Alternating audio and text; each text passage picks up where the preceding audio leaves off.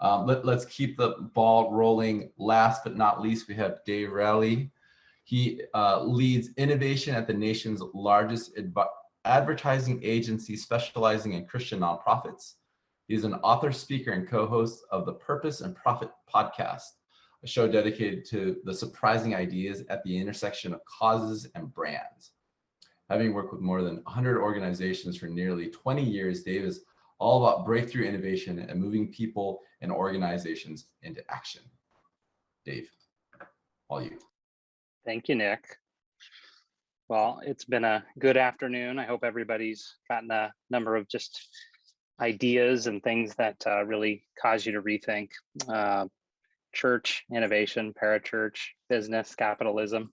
I've got a lot of notes myself. So I'm going to go ahead and bring us home with a little bit of a bold assertion, and that is experts are not the answer to breakthrough innovation. I have a riddle for everybody. What does Netflix, a shopping cart, and a nonprofit have in common? Let me tell you a story. As an artist, he was notoriously inefficient. Most of his work was left uncompleted as he found himself sidetracked by his other interests. Almost always, he found himself delving down rabbit holes, completely unrelated to his work, but pulled by his insatiable curiosity. Once he became so fascinated with the movement of water that he wrote a 72-page treatise on the subject.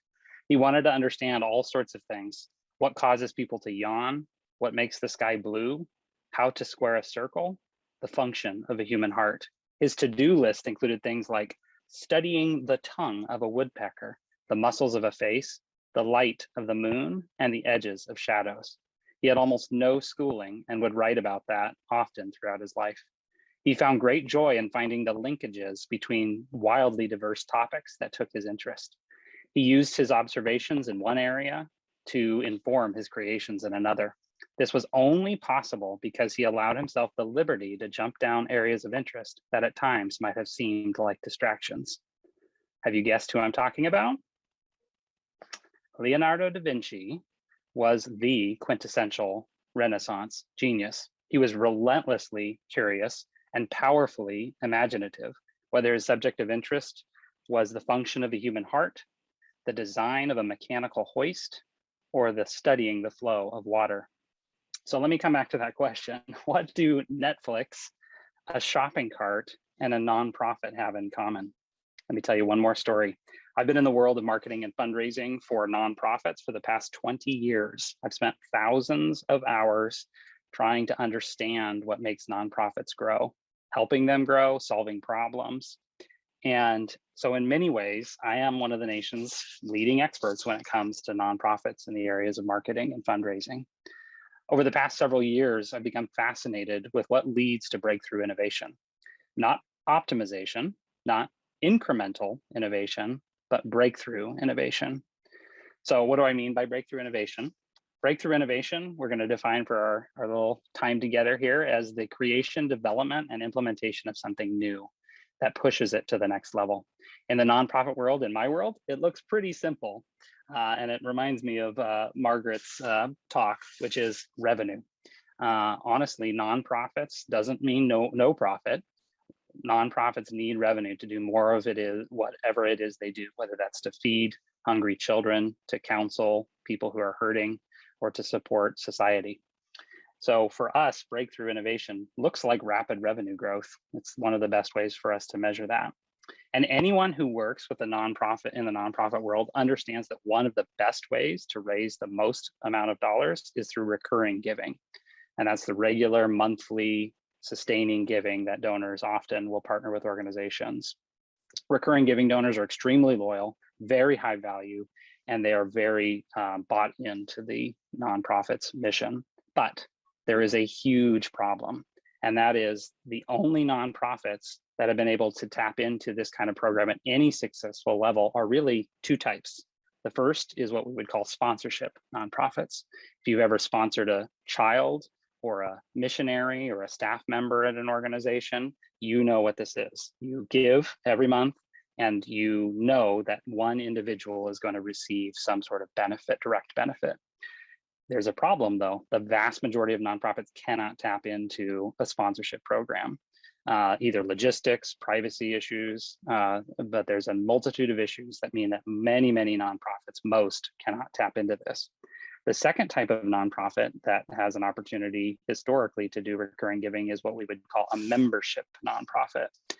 Think of your local zoo, your local museum, where if I give public television, public radio, if I give, then I'm going to receive some sort of benefit in response. Once again, big problem, most nonprofits don't provide any benefits to the donor. And so what do you do if you're a nonprofit that cannot do sponsorship and you can't do membership? You basically fall into the third category, which is literally everybody else. And my estimate is that 75% of nonprofits are in this third category. The vast majority of nonprofits cannot do sponsorship, they cannot do membership. So if recurring giving is such a huge opportunity to drive revenue for nonprofits, what do you do about that?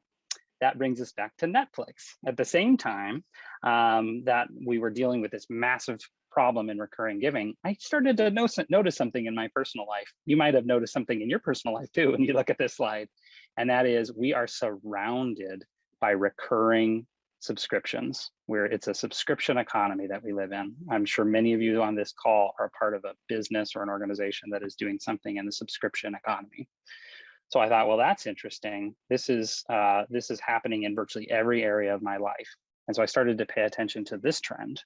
At the same time, I had a colleague of mine who was convinced that the practices of human-centered design that are used mostly in industrial and product design by firms like IDEO to design shopping carts and appliances and MRI machines, that those practices of human-centered design could actually be adapted to help nonprofits to innovate. So what did Netflix, a shopping cart, and a nonprofit have in common? Not much, but it turns out that those three can be combined to create some sort of innovation. So we took a nonprofit that we work with and we are huge fans of. This nonprofit works specifically with prisoners, and they are focused on bringing hope and restoration to prisoners and their families in the prison system. This is the exact kind of nonprofit I was talking about in that 75% that cannot tap into sustainer, sponsorship, privacy issues, logistical issues. It's just not possible. So we said, what if we could take the subscription economy and this thing with recurring giving and with human-centered design, what if we could design a sustainer program that actually would help motivate people to give on a monthly basis? So we did. We gritted our teeth, we got to work, and we launched the program. This would not be a very good talk if that program did not work. So it did work, but what was surprising to us, very surprising, was how well it worked. This program's been in the market for 2 years now and has resulted in thousands of recurring givers and loyal donors to this particular organization, and an astounding 32x return on the investment to promote the program. Just for comparison, a program like this in other areas might get a 6x return. So think about this just for a minute, because this could be massive for the nonprofit world. There were $310 billion given last year to nonprofits. If 75% of nonprofits cannot tap into a subscription program like this, and you were able to help those 75% grow by just 5% over the next 10 years, that would be another $115 billion that would come into the parachurch nonprofit area. So needless to say, this could be a huge game changer. So let's go back to our buddy Leonardo. What does the function of a human heart, the mechanics of a hoist, and the flow of water have to do with each other? I don't know, but apparently Leonardo was interested enough to study all three, and it resulted in a number of innovations that he helped foresee. So why does this matter? Because, as I said at the beginning of this talk, or I hinted at the beginning of this talk, the reason this matters is because expertise is overrated. And And why is expertise overrated? By the way, I say this fully aware that I just introduced myself as an expert in nonprofit marketing and fundraising. You've heard from a number of experts today. Those of you that are watching this, either recorded or live, are probably an expert in something. I don't have a problem with expertise. I think expertise is amazing, but here's the problem with expertise. And that is that expertise, with the more expert you are in any given domain, the more you accumulate knowledge of what works and what doesn't, and the more narrow your field of view becomes. In other words, if you're a hammer, everything starts to look like a nail. You don't have to look far for examples of this in action. If you have a medical condition and you go to a surgeon, I think it's pretty interesting how the likeliest course of action they're going to recommend to you is surgery. If you go to a chiropractor, what might they recommend? If you go to a naturopath, right? What might they recommend? In fact, David Epstein in his book Range wrote this about interventional cardiologists. They specialize in treating heart pain by placing stents, a metal tube that pries open blood vessels. It makes a ton of sense. A patient comes in with chest pain, imaging shows a narrowed out artery, a stent is placed and precludes a heart attack. The problem with this is that interventional cardiologists are seeing and treating one tiny part of a complicated system. And it turns out that evidence shows that treating just one blocked pipe often doesn't help. Despite this evidence, cardiologists who specialize in using the tool reported that they simply could not believe that stenting did not work, even when their compensation was not tied to performing the procedure. Being told to stop using stents was like being told to forget that you are an interventional cardiologist. That instinct, often well-meaning, to use interventions that might seem logical but have not been shown to help, may explain the finding of a 2015 study. A 2015 study where patients with heart failure or cardiac arrest were less likely to die if they were admitted during a national cardiology conference when thousands of top interventional cardiologists were away. So I'm not saying that expertise is a bad thing. I don't want you to hear me say that. In fact, expertise is a gift to humanity. If you need open heart surgery, go to the surgeon who's done 1,000 open heart surgeries. But the more your problem is unconventional or unusual or unprecedented, then the more expertise can begin to become a barrier. This goes for you if you are an expert, and it goes for those who you surround yourself with. Experts are not bad, but they often have a narrow view of the problem and are inclined toward believing that their field, their specialty, is the solution to that problem. So what do we do about this? Let's go back to our friend Leonardo. What Leonardo did and what we can all do is cultivate what I like to call an outside mindset. In his biography of Leonardo da Vinci, biographer Walter Isaacson wrote this: in addition to his instinct for discerning patterns across disciplines, Leonardo honed two other traits that aided his scientific pursuits: an omnivorous curiosity, which bordered on the fanatical, and an acute power of observation, which was eerily intense. Like much with Leonardo, these were interconnected. In other words, Leonardo combined a keen sense of observation with a powerful imagination. He was curious about many things, but he didn't stop there. He was very imaginative in connecting the dots. So as we're cultivating an outside mindset, the first thing I would recommend to you is pay attention. If you see the subscription economy showing up everywhere, it doesn't matter whether it connects to something in your life, pay attention to it. That may actually mean something. If you read a book, there's a reason why when I read a book, I try to talk to a friend about it as soon as possible so that I can remember what it is in the book and I can have that in my mind.